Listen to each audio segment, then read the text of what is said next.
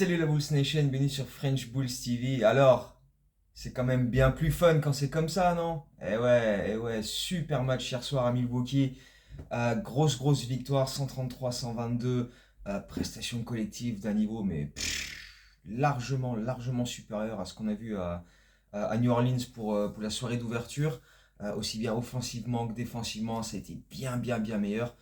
Alors oui, en même temps, tu me diras, hein, pouvait difficilement faire pire que ce qu'on avait vu mercredi pour notre premier match. Mais la réaction a été agréable, très appréciable, et on sait qu'ils sont capables de jouer de cette manière, et ils ont su mettre toutes les chances de leur côté sur ce match-là pour faire la différence. Et d'entrée de jeu, ça s'est vu. On a vu des joueurs beaucoup plus appliqués, focalisés sur ce qu'ils avaient à faire. On a vu beaucoup moins de possession déjà où c'est Zach LaVine qui remontait la balle et qui mettait un peu les choses en place. Il a laissé ça à Josh Giddey qui a été énorme. Il a fait un très bon match, Josh Giddey, hier soir. Il a imposé le tempo. Je trouvais que sur le match à New Orleans, il était parfois un peu trop loin du ballon. Il y avait trop de possessions où c'est pas lui qui démarrait l'attaque et il se retrouvait un peu, il allait se placer dans un coin, il attendait. Et là, sur le match d'hier soir, ça a été beaucoup mieux. C'est vraiment lui qui a mis les choses en place. Il a donné des super passes d'entrée. Il y a un drive où il la passe dans le dos pour Vucevic, dont c'était l'anniversaire hier, qui met un 3 points totalement ouvert. Il y a une autre fois où, à peine il dépasse le milieu de terrain, super bounce pass en direction de Zach LaVine qui faisait le cut backdoor pour un petit dunk. Et il y a d'autres moments où il a trouvé des super passes, mais les mecs n'ont pas forcément fini les actions. Donc il a fini à 9 passes décisives, mais il aurait pu en avoir 13, 14 assez facilement, rien qu'avec ce que ses coéquipiers ont pas mis dedans dans le premier quart-temps notamment.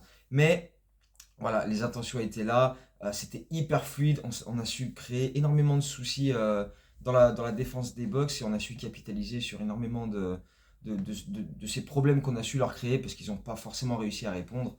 Donc c'était extrêmement agréable à observer. Défensivement aussi, on a vu des bons efforts et là il y a deux joueurs que je veux mettre en avant parce qu'il y a eu des close-out efficaces dans le bon tempo. Zach LaVine, Zach LaVine a été appliqué, impliqué et décisif.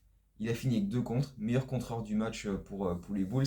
Mais voilà, l'intervention n'est pas tout le temps, pas tout le temps. Attention, hein, il n'est pas devenu voilà, il n'est pas devenu all-time, mais il y a eu plein de moments où voilà, au lieu de s'écarter un peu comme il fait souvent, il se mettait en opposition, il tendait les bras, il avait les mains actives pour dévier, couper les lignes de passe, se mettre un petit peu physiquement lui-même en opposition. Donc c'était intéressant. Et l'autre joueur que je veux mettre en avant défensivement, c'est Patrick Williams.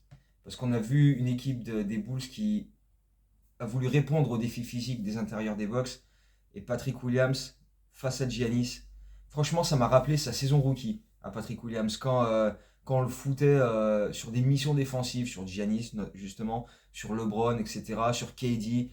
Et P. Will faisait du taf très correct.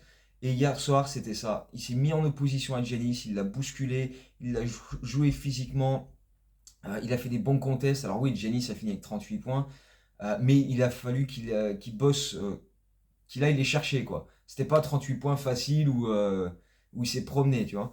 Donc, euh, il y a eu des défenses collectives sur Giannis, notamment en deuxième mi-temps, je vais y revenir. Mais quand P. Will s'est retrouvé face à Giannis en 1 contre 1, il n'a pas été ridicule, loin de là. Il a vraiment fait des choses très intéressantes. Et c'est ce qu'on veut de Patrick Williams. On sait qu'il est capable de le faire. Et voilà, on a été capable entre guillemets, faire en sorte que Giannis ne claque pas un match à 50 points et relance les box, quoi. Et en plus de ça, P. Will a été solide en attaque. Il a été agressif comme on aime le voir. Il y a eu des drives en force, il y a eu des shoots où il n'a pas hésité. Et une des actions qui m'a le plus plu de sa part, c'est il y a un rebond offensif où il arrive de loin, il passe au milieu de 2 box, il s'impose physiquement, il prend le rebond offensif et il met le panier derrière. Et là, je me suis dit, oui, mon P-Will, c'est ça qu'on veut voir. Voilà. Tu vois, c'était genre 5h30 du matin quand j'ai vu ça. Mais j'étais là, voilà, tu vois, j'ai encore un peu ça m'a remis un peu la pêche, tu vois, alors que je commençais un peu à fatiguer quand même. Mais voilà. Dans les stats, il n'a rien fait d'extraordinaire, hein. Il finit à 13 points, 5 rebonds, 5 sur 11 au shoot. Mais dans l'énergie, dans l'attitude, c'est ça qu'on veut voir de Patrick Williams. Et il a fait vraiment plaisir. Le truc, c'est qu'on connaît la musique avec P-Will, hein. On l'a déjà vu faire ce genre de match plein de fois. Et puis le match d'après, donc voilà, ce soir, back-to-back face à OKC. On va t'observer, mon P-Will. Continue comme ça, c'est tout ce que je te demande. Mais voilà, clairement, défensivement, les Bulls ont été voilà, alertes, efficaces dans l'ensemble. Il faut dire aussi que, notamment en deuxième mi-temps, les Bucks nous ont bien rendu la tâche assez facile parce que le seul plan offensif des Bucks, balle à Giannis, fonce dans le tas et on voit ce qui se passe. Donc, les Bulls ont vu ça et se sont dit, bon, bah, on va mettre du monde dans la raquette, vu qu'il n'a pas envie de ressortir sur ses coéquipiers et qu'il veut juste foncer dans le tas. On va mettre du monde au milieu et on va boucher un maximum d'accès.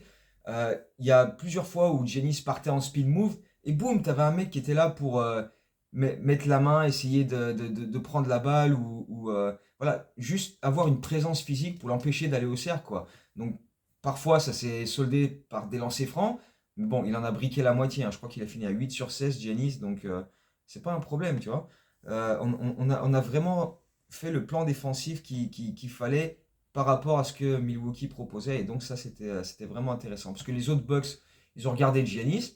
Au bout d'un moment, ils ont compris qu'ils n'allaient pas récupérer la balle parce que l'autre, il partait tout seul à 5 contre 1. Il avait les œillères, il partait tout seul.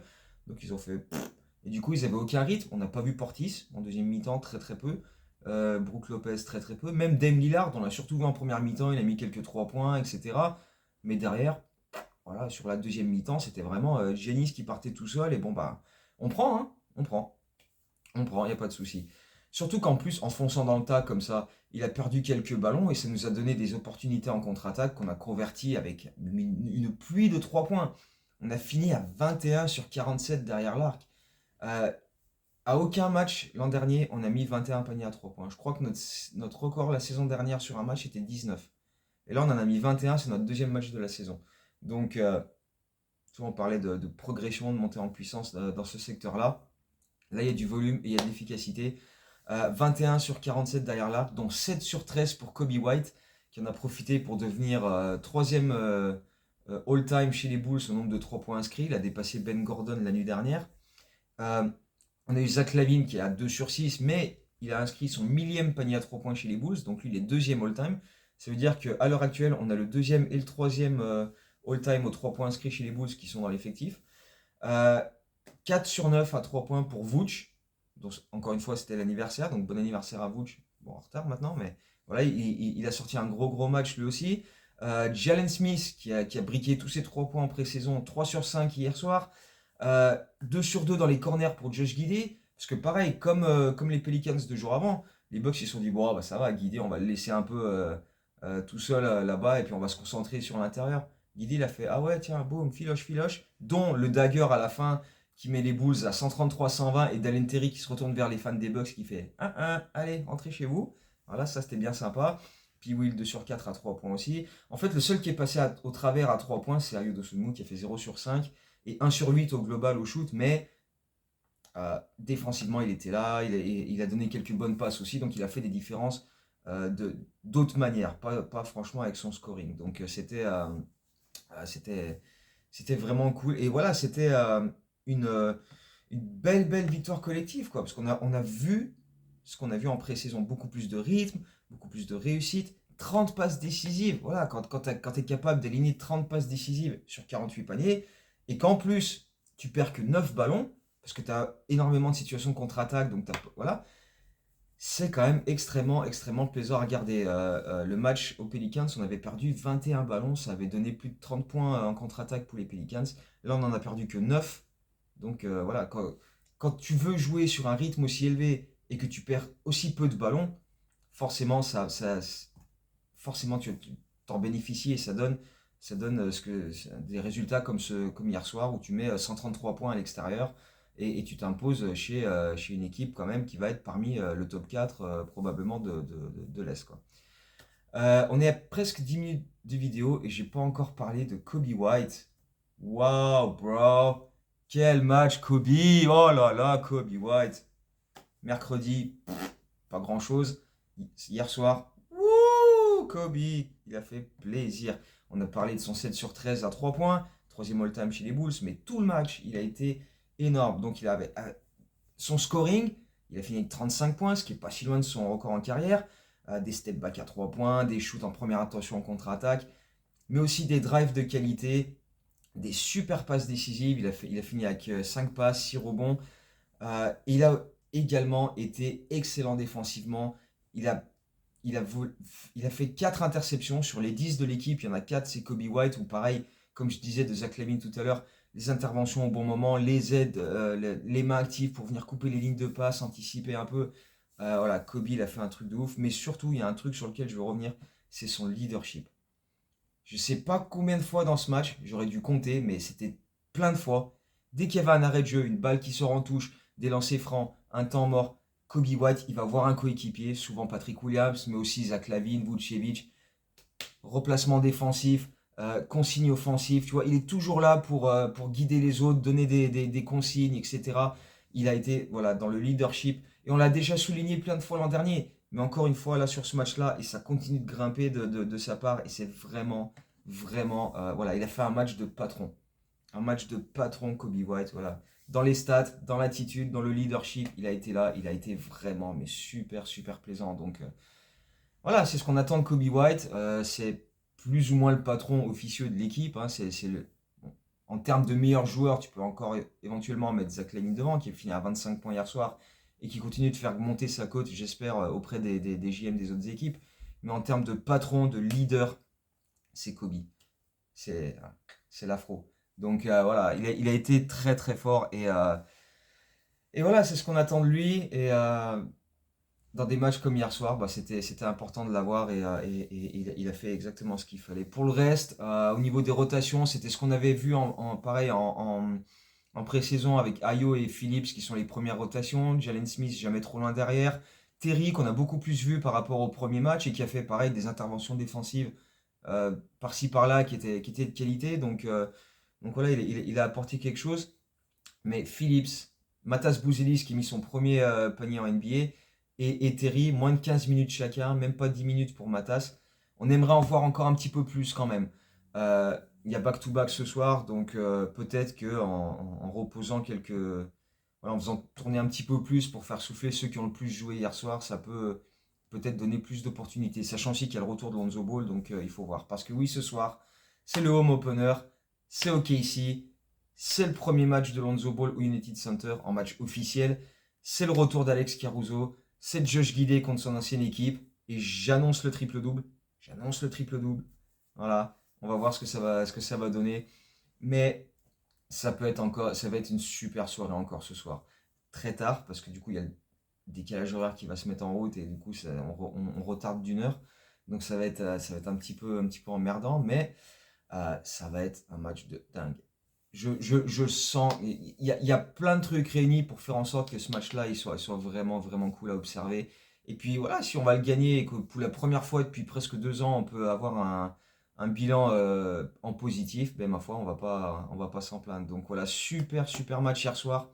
Dès ce soir, c'est focus sur OKC pour essayer d'enchaîner. Et puis après, bah, après on verra, on aura le temps. Il y a Memphis qui arrive bientôt, il y a déplacement à Orlando pour finir ce mois d'octobre. Mais voilà, ne- même si on ne gagne pas ce soir, juste jouer comme on l'a fait. Parce que voilà, on va pas tout le temps afficher 45% à 3 points, on va pas tout le temps perdre seulement 9 ballons. Mais si on joue de la manière dont on a joué hier soir, peu importe le résultat ce soir, ce sera super cool à observer. Donc on va suivre ça et puis vidéo débrief dès que possible pour revenir de ça. Lundi, il y aura comme tous les lundis en saison régulière, le baromètre des Bulls pour revenir sur un peu tout le monde. Le récap aussi avec une formule un petit peu différente cette année, avec un peu moins de play-by-play, un peu moins de texte, mais plus de... Voilà, on revient un petit peu plus sur l'essentiel. Donc voilà, les retours sont appréciés sur ça aussi, si la nouvelle formule vous plaît. Et puis voilà, Twitter, Instagram, etc. Vous savez où me trouver. Donc euh, voilà, un petit peu partout. Déjà en mid-season form, comme on dit. Donc, on se retrouve très bientôt pour une prochaine vidéo pour débriefer ce match face au OKC de cette nuit. Donc, d'ici là, portez-vous bien et à très bientôt. Ciao, go Bulls!